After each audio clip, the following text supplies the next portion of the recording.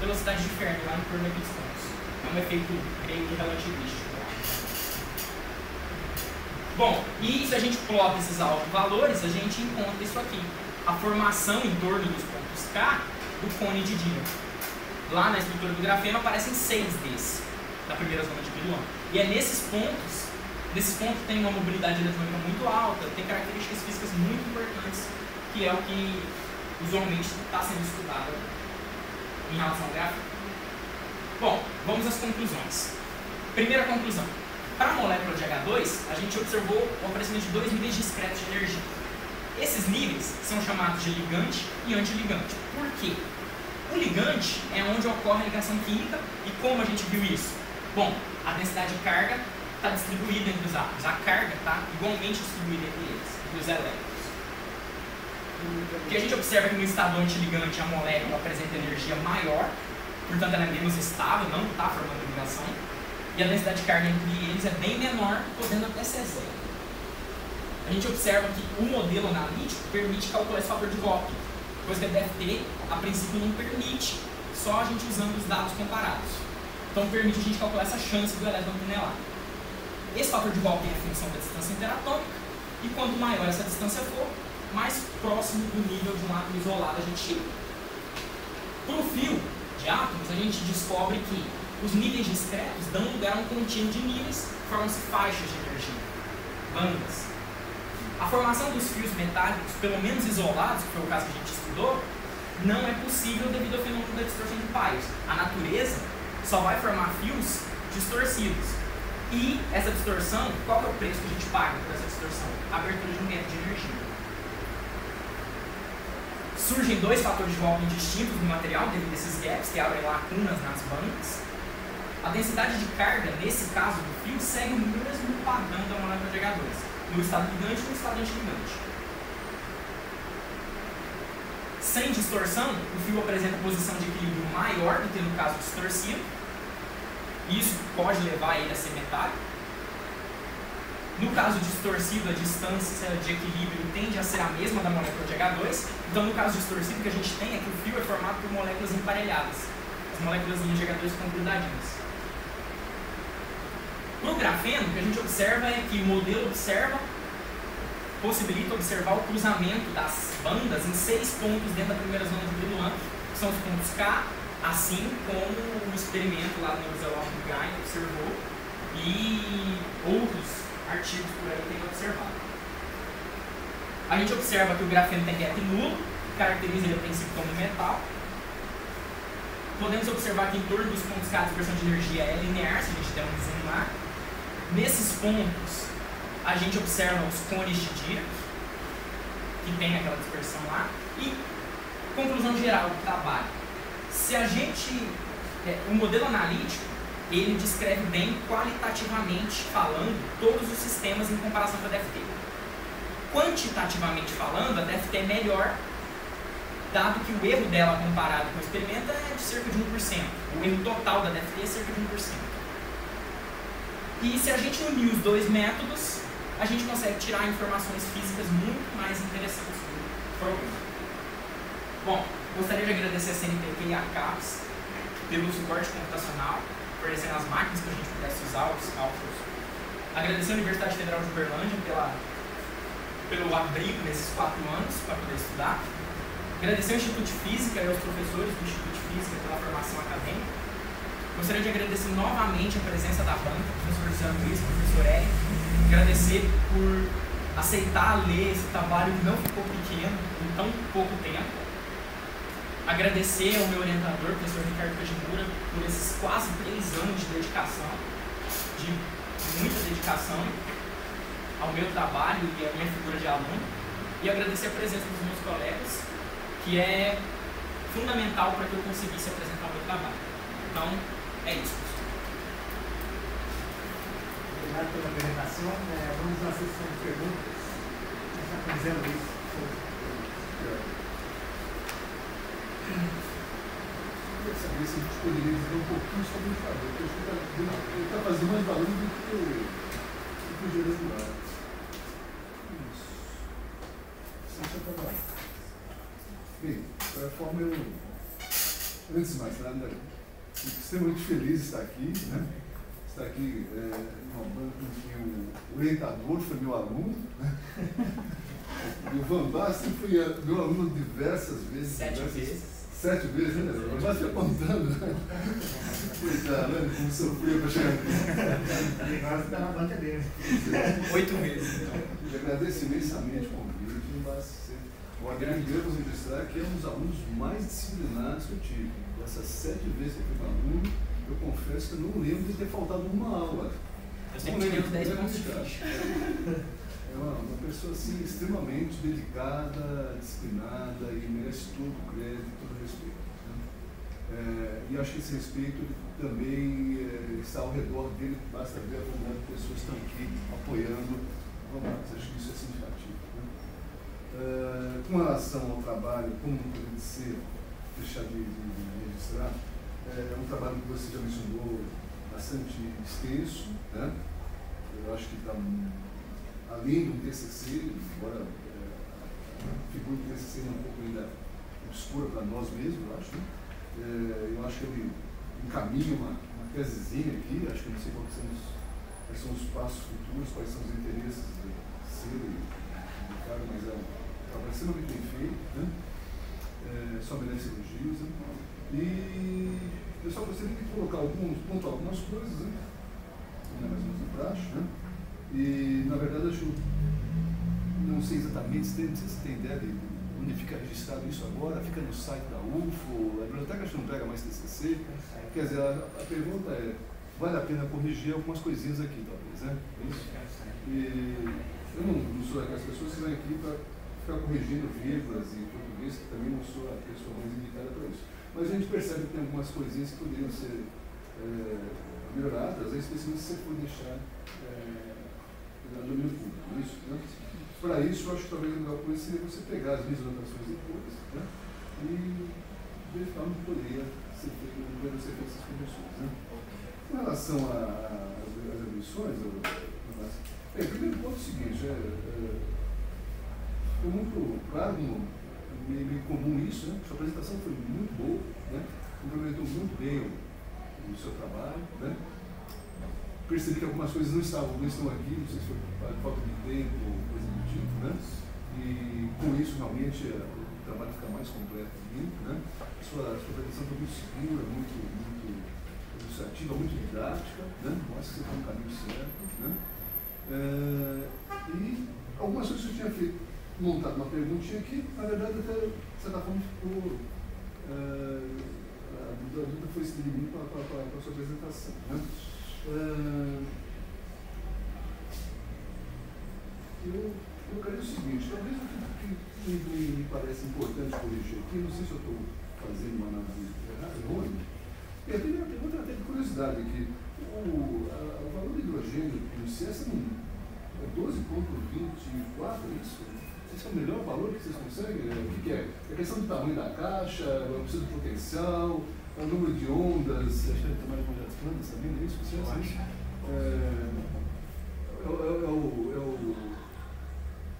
É um trabalho computacional, esforço computacional que nos permite chegar nos famosos 13, não sei o quê.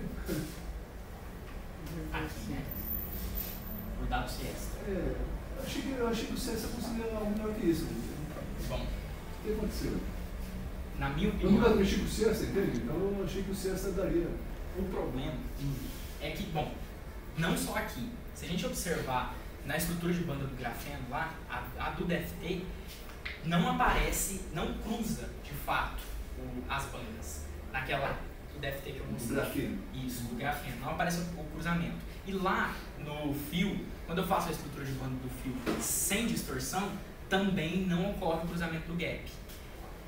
Eu atribuo isso ao fato de que, bom, a gente pensou assim, vamos fazer o trabalho seguindo sempre os mesmos parâmetros para não ter uma variação muito grande desses parâmetros ao longo do texto. Se vocês se lembram, no começo eu falei de duas aproximações para o termo de exchange, a LDA e a GGA. A gente usou a GGA.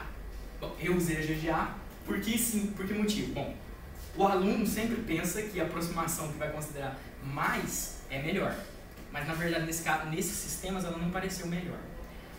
A culpa no meu ver, desse valor de energia subestimado e do fato dos gaps lá no fio não ter cruzado com o modelo analítico, é subestimado, verdade, está maior. Subestimado nesse caso. E o não haver o cruzamento das bandas lá no fio e no grafeno é devido a GGA. Porque, por algum motivo, nesses sistemas aí, é uma coisa a investigar, nesses sistemas a densidade que o Cesta usou para resolver o problema, ela deve variar somente de forma local. Considerar a variação dela em primeira ordem, considerar a GGA, em vez de tornar a solução do problema melhor, causa esse pioramento na solução aí. Mas deixa eu entender, você chegou a experimentar o LDA e deu... Não testei o LDA. E aí a história é uma chance. A história do César, você deve ser mais igual pensando nos códigos que trabalham com periodicidade, isso? E aí você é obrigado a inventar uma caixa, é isso? Deixar o átomo... A questão do tamanho da caixa para fazer essa influência toda do valor? A equação de Cauchy lá não deve ter, tá? Acho que o LPDA não consegue não melhor, não consegue não, Igor. Eu nunca fiz esse cálculo do hidrogênio lá, mas átomo de hidrogênio isolado no LPDA, você vai fazer? Não? Eu fiquei imaginando que fosse questão também de opção potencial, mas não deve ser isso não, porque você pode ajustar o seu, né? Bem, para o pessoal que não está ouvindo, o LPW é um outro código. Aqui? Deve ter isso. Porque a energia total deve ser bem descrita pela DFT, funcional único de volts. O que você está perguntando é o alto valor. Aí você vai lá na equação de Cauchy.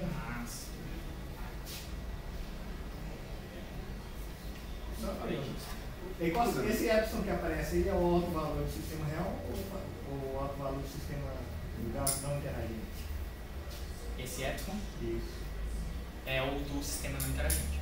Então ele não necessariamente tem que ser o alto valor do sistema real. Certo. Então é de se esperar que não venha esse valor. Se a gente soma esses altos valores aqui, isso aí não leva a energia total do sistema. Os altos valores da equação de Cauchy não têm um significado físico. Então, essa é uma razão. Talvez seja Então, seria estar na prova. Eu achei que você conseguia melhorar bastante isso aí. Ou melhor, os valores não seriam tão... O motivo é esse. O outro motivo pode ser questão da base. Isso. Aí no trabalho. Mas era mais curiosidade minha, porque eu achei que o Cesta teria condição de fazer esses acertos. Aí é o seguinte, eu acho que. Obrigado. Eu queria ver contigo o seguinte, eu não sei se eu estou fazendo uma análise errada, mas na página. Página 32, isso? Não, na página 2 eu mencionei. Tem coisa que você. Então, aquelas coisinhas de você ter uma figura, mas o texto não chama figura, aquelas coisas que eu mencionei para você depois ver para minhas ações. Certo? Na página 33, né, que você discutiu ligante entre ligante, né? É isso? 32 mesmo, 32. Né? Isso, obrigado. Você entendeu que o 321 você coloca em mais, o 322 você coloca em menos, somando ou subtraindo os fatores alfa e beta. Aí você coloca na frase logo embaixo, respectivamente. Né? Então dá para entender que o mais é um antiligante. Certo ou não? O mais é um antiligante. Pois é, mas me explica aqui, ó. Os fatores alfa e beta depois, conforme você vai determinando no final, acho que são negativos. Ambos são negativos, é isso? Se são negativos, o E vai ser mais negativo que o E menos. Tá? E isso depois me confundiu um pouco, porque depois na página 33, o ligante é o B, o antiligante é o A. Né? Até que nos ajudou em relação a índice. Tá? A soma dos coeficientes me dá a função B. E a subtração a função de vento. Daí tudo bem. Tá? Só que isso não é compatível com o fato de C1 ser igual a C2 ou C1 ser igual a menos C2 em relação às energias da equação 321 e 322. E complementando isso, para ficar assim, mais tranquilo nessa relação que eu acho que está um pouquinho estranho isso aqui, ó, tá? Na página 37, 6, né? Tem a questão das frequências, né? E depois elas vão desembocar na página 39, tá? Sempre com o índice B ligante e o índice A ligante, tá? Mas aí, ó, dá uma olhadinha no último período, no último parágrafo da página 39, tá? Sempre tem as frequências, né? A frequência B, que é a do antiligante, tá? Portanto, se a frequência é maior que a do antiligante, que é a prova civil, né? A frequência B é 15, a frequência A é 4. É isso? Né? Portanto, a energia do B, tá? Eu não sei se tem módulo aí, não, parece que tem módulos, né? A energia do B vai ser maior. Isso? E não menor. Ou ela é maior negativamente? Isso não está muito. Isso não sei se isso foi a análise correta. Tá? Mas enfim, ó, juntando tudo que você colocou de mais e menos aqui, de A e B, eu tenho um receio, para você analisar depois, se o mais não é o ligante e o menos é o antiligante. Lá no comecinho, na origem da coisa, página 3, na página 32, 321, 322. Alfa mais beta é o antiligante. Alfa mais beta é o antiligante, com certeza. Pode ser, o beta é o número negativo. E o alfa também, que escolhe negativo lá embaixo, né? E alfa menos beta, se beta é negativo, isso é um antiligante. Repete para mim. O alfa mais beta? O alfa mais beta é o antiligante. É o ligante. Não, ligante. Então tá ok. Aí exatamente não. Então chegou no ponto que eu quero. É isso mesmo. Tá? O alfa mais. Não faltou o sinal com o módulo, né? Talvez eu queria. Ele só inverteu respectivamente. Ou inverteu respectivamente, isso. Começa por aí. Né? E isso vai desembocar em algumas coisas lá no futuro que acho que merecem você dar uma olhadinha se estão trocados. Né? Ele começa com essa página 32, né? O respectivamente, e depois lá na frente com as. Especialmente o parágrafo da página 39 lá, em relação a frequências e períodos. Né? Não dá para. A gente se a gente vai seguindo a ordem, né? Tem uma incoerência ali. Tá? O texto vai ficando muito grande, acontece isso. Tem uma incoerência. Aí dá uma caprichada nisso aí que eu acho que aqui está invertido. Tá? Vou observar. Okay?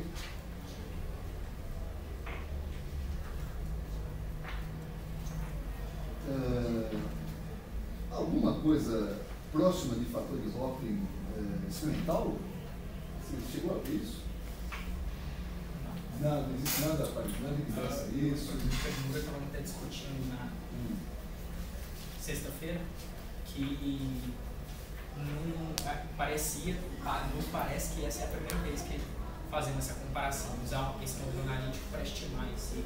Não dá nem para saber se esses números estão. Relacionar o molécula, você tem que aceitar o molécula do nível. Depois ver o tempo de desenvolvimento, ou assim, não, vou ver Energia nessa a energia dele. Aí você está relacionando com os dois níveis da molécula. Então, por enquanto, não temos o que comparar. Eu falei, eu não procurei na internet.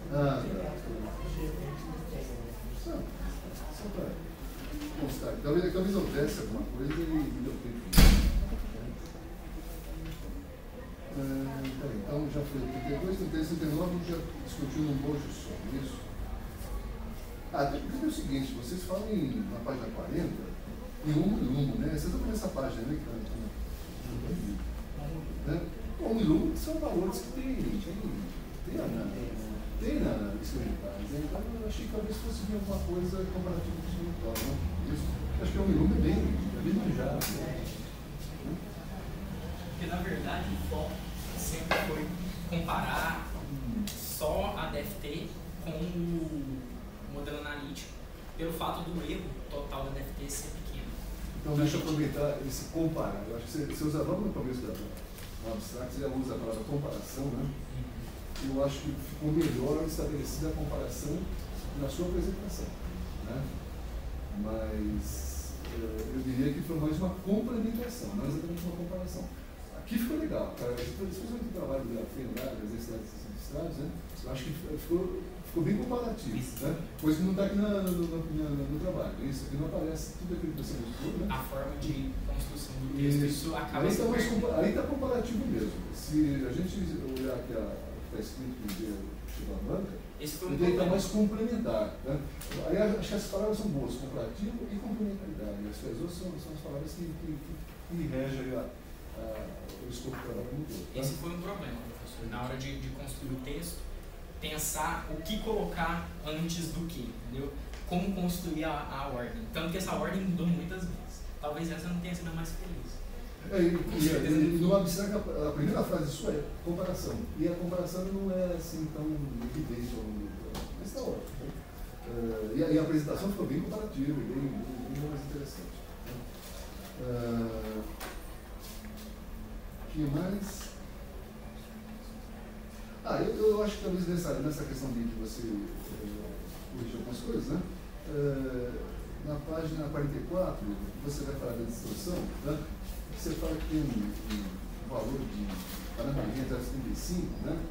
Eu confesso que quem lê pela primeira vez não vai entender bem por que distorceu e deu um parâmetro de 0,75, né? Mas aí depois você explica na frente, né? 0,75 que aproxima e une isso alguma coisa porque afasta. Né?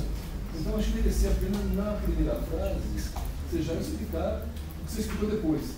Colocar o argumento antes da... já assim, você fica... Mas como é que eu não estou entendendo isso aqui? Como é que encontra um 0,75 se não é mais periódico? Né? E aliás, até acho que tem uma outra frase aqui que você fala que o cristal não existe. Isso? Tem que entender o cristal é um detalhe, é isso? Exato. Dentro você vai ter condição de fazer um cristal, é isso? Você consegue manter a rede da Black em 2 átomos da base. O metálico, pelo menos isolado, não é observado. Mas em algum lugar você fala que o cristal não existe, então eu achei que não existiria nem. Mas é que não sei se vocês estão comparando com a energia de formação, uma coisa assim, né? Talvez seja esse motivo de falar que o cristal não existe. Isso é fio metálico, cada unidade de fio metálico não existe. Ele vai distorcer fio metálico. Aí o cristal existiria, só que com gap, aí ele isolante. Isso. Mas metálico não existe. O metálico não existe, não é o cristal. Não. Se eu não estou enganado, em algum lugar aqui você fala que o cristal que não existe. Tá? Apesar que tem aquela discussão também que você vai falar aqui depois que o cristal dimensional também não existiria, e o grafeno parece ficar. Eu achei que aquilo lá ficou assim, legal, mas também, bem, aquilo foge do escopo do trabalho, né? Não tem porque. Era só uma Não tem porque, curiosidade. não tem porque em cima disso, ótimo. E finalmente aqui,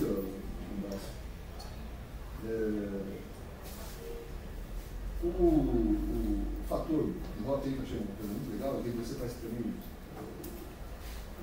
deu mais ênfase no final da conclusão aqui na conclusão do trabalho, ele é proporcional a 1 sobre D, é isso? Isso não. Proporcional à frequência e proporcional a 1 sobre o período, é isso? Olha que eu pego os fatores de rota do H, do fio sem distorção, do fio com distorção, né? Eu esperava que fosse encontrar o fator de rota também para o grafeno, mas aí não sei por que motivo, acho que talvez falta de tempo, não tenha dado tempo de chegar no beta do grafeno, né? Enfim, ou talvez seja um outro problema mais sofisticado, né? Mas mesmo assim, comparando o H2 com o fio sem distorção e com distorção, eu deveria pelo menos manter essa ordem aqui, ou eu deveria manter a regra, ou algum outro fator, talvez eu possa explicar, faz com que quebre a comparação entre elas. O que eu quero dizer com isso? Eu quero dizer o seguinte: no H2, o D é 0,7, né? E o fator de Hopf é menos 6,3. Tá? Lá no com distorção, tá? A distância 0,75 e 1 ponto alguma coisa, tá? Ele está seguindo essa regra, né? Em torno de 6, em torno de 4, né? 4 quando a distância é maior, isso? E aí o fator de Hopf diminui. Tá? O fio sem distorção, qual o problema de o D ser 0,95, tá? E o beta ser mais 1, alguma coisa assim que você colocou na tese, não sei necessariamente se esse valor está correto. Né? Sim. Tem alguma explicação evidente por que o beta do ponto de distorção, distorceu o Distorceu estragamento? totalmente? Não. O fio está sem distorção, mas o beta está distorcido. Não Vocês chegaram Não compreendi. a meditar em cima disso? Sem explicação. É alguma coisa relacionada ao fato dele não ser estável. Mas por que mudou tanto? Não faço ideia. Por que essa mudança é tão brusca? Alguma coisa a ver com os alfas? Talvez os alfas são os valores do... Aqueles alfas são valores da energia do ciclo, é isso? Né? Muda a referência de um sistema para o outro? Não, Que... a mesma referência. Não? Achei que você também respondeu que a referência era outra, mas não é. Tá bom, fica para o futuro. Estava pensando em fazer uma evolução desse modelo ali. E por que não saiu o beta do grafeno? Não deu tempo ou ele é mais empolgado? Na verdade, não era o objetivo calcular o beta do grafeno. Pois é, mas era discutir o beta para os outros sistemas e no grafeno discutir o que os experimentos vêm mostrando, que é os cones de Dirac, aquelas coisas todas. Densidade de estados. Mas o beta ali, acho que não vai seguir muita diferença, não vai ser muito diferente desses outros aí. O oriental é diferente, né? Desenho, deve ser diferente. Não tem como você... Tem isso também. Porque para os fios a gente sempre considera orbitais S. O grafeno é o orbital PZ. Isso pode causar uma diferença grande. Talvez seja difícil fazer uma orbital sincronizada, né? Ou até de construção, é isso? Porque aí a função de onda teria que ser, a gente teria que usar como função de onda lá bem mais robusta para descrever o sistema com mais fidelidade e poder achar um valor de beta confiável. Sim, concordo. Vai dar um pouco mais de trabalho. Vai dar mais trabalho. Legal, Márcio, parabéns por tudo. E tomara que você tenha sucesso aí. Continue esse caminho que você está. Fique contente em saber e ver a sua evolução.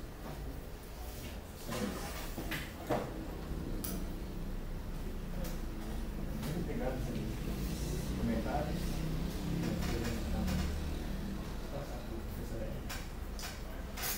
Bom, eu agradeço a oportunidade de participar desse trabalho.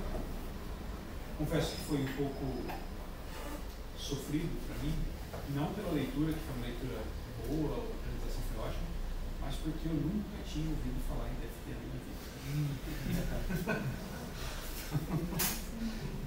Eu até fiquei chateado do professor José ter feito as perguntas antes, porque as minhas agora são bobeiras perto da lição que ele fez.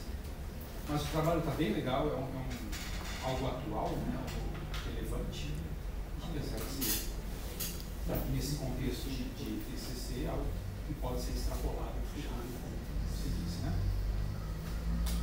E se for pensar ainda no grafeno, esse cristal dimensional, uma sugestão que eu daria inicial seria, ao invés de ter trabalhado com fio de moléculas de hidrogênio, né, você ter resolvido polietileno, por exemplo.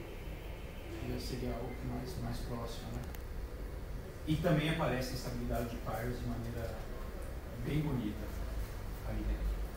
Embora eu nunca tenha ouvido falar de DFT, nunca tenha visto a sua formulação assim e tal, eu tive um colega da universidade que ele fez a DFT com polietileno e ele comentava era bem legal. As perguntas são mais para matar a minha curiosidade mesmo do que para te arguir. E uma sugestão para você que serve para todo mundo que está aqui que ainda não defendeu o TCC. Por favor, numerem os slides. Ajuda bastante a gente aqui. Numerar os slides. Ajuda bastante na hora de colocar. Então, me faz uma deixa eu fazer. Então, eu sugiro também que não coloque esquerda e direita. Coloca A, B, 1, 2. Aqui tem uma hora que tem na figura direita. Você fica dentro de quem? Do papel, a mina? Se eu falar para o senhor que eu também tenho essa dúvida, toda vez que eu leio esquerda ou direita, eu tenho que fazer assim com a mão para descobrir qual que é a direita. Vou fazer isso. Não que eu tenha alguma, no caso, que a gente vai ter aqui em algum slide, mas acontece várias vezes, né? Você quer levar o estudante a tal slide e tal, fazer uma pergunta, demora mais tempo para levar do que para fazer a pergunta. Mas o trabalho está muito legal mesmo. Bom, algumas coisas você foi respondendo e algumas dúvidas que eu tive na leitura você solucionou aqui. Por exemplo, a primeira vez que apareceu aqui a palavra densidade eletrônica, eu falei, de átomo, né? Densidade de cargas, né? Densidade de ρ, carga por volume, é isso, né? Ou uma densidade de estados eletrônicos, o que é que ele está buscando no final das contas, né? E aqui você resolveu. E uma dúvida que eu tive a respeito de siesta, primeiro que é fantástica a sigla, né? O que significa siesta? Foi formulado por espanhóis. É quase um texto, não assim. Se ele resolve esse problema periódico, né, principalmente para o grafeno, que é uma estrutura que tem uma limitação física, né, não existe de qualquer tamanho, ele te dá alguma aproximação para o contorno? Isso, ou você tem que se imaginar que o plano de moléculas é infinito e você está resolvendo um pedaço dele, ou você tem um tamanho, no final das contas, e vai existir um contorno. Você falou que tem que imaginar uma caixa, né? Tem que supor uma caixa. Não sei se o sucesso é assim, acho que também é, né? Tem que imaginar uma caixa. Isso, mas a molécula, o seu pedaço de cristal plano é muito menor do que essa caixa. Quando ele vai até os limites dessa caixa. E se ele vai, como é que você resolve o contorno? Porque não vai ser sempre igual, né? Não vai terminar sempre em átomos. Bom, por exemplo, pro caso do fio, o que a gente fez para criar a distorção foi colocar a molécula de H2, primeiro para criar o fio, colocar a molécula de H2 dentro de uma caixinha lá e colocar essas caixas muito próximas e mandar o Siesta repetir isso. Aí a gente criava, e depois do método, depois da iteração, o que acontecia é que o fio se estabelecia ali no cruzamento dessas caixinhas, ficava ali bonitinho formado.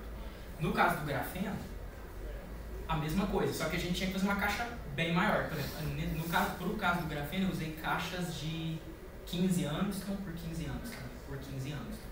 E aí dentro preenchido por moléculas que tinham grafeno. Isso. Então você tinha uma borda, né? Tinha. Ele resolve esse problema de contorno? Mostra a equação para você ver. Equação do teorema de Bloch. Qual a equação, professor? Lá no grafeno, que você o teorema de Bloch. Ah, sim.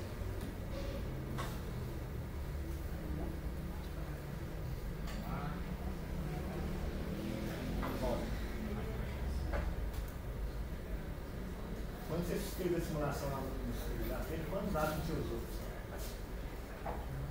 Você 2, 20, 10? Eram 48.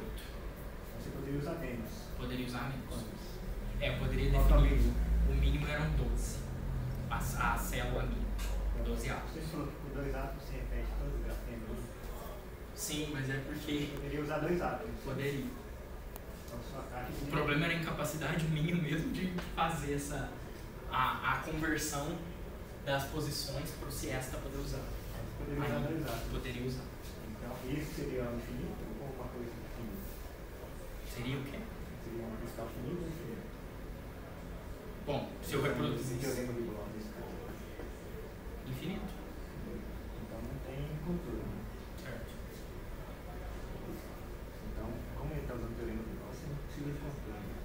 Agora, na molécula de H2, como esse éster usa condições periódicas de contorno, você vai ter uma molécula distante para não... Em termos práticos, então, o que ele está fazendo é pegar cada caixa dessa e repetir o tanto que for necessário. usando o teorema de Então não Bloch. fica limitado aquilo lá. Aquilo é uma limitação para você escrever, vamos dizer, a rotina que vai ser usada e ele vai multiplicar isso para minimizar a energia. Beleza. Teorema de Bloch. Como eu disse, é ignorância mesmo, eu não faço ideia. Porque, na verdade, ele trabalha no espaço específico e resolve a equação do espaço específico, não do espaço real.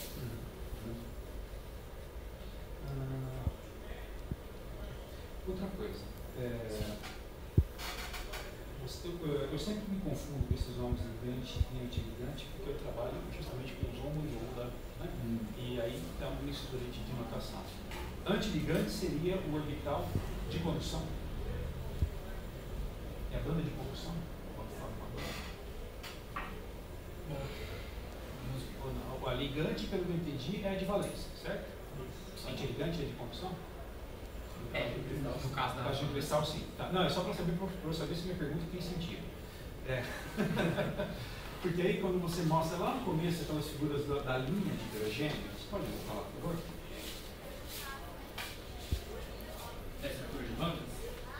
Não, aquela linha vermelhinha, onde é um vermelho ou vermelho com buraquinhos. Aí, isso. Densidade de carga. O antiligante, então, seria aí o seu, como tá é um fio, né? É uma molécula aí,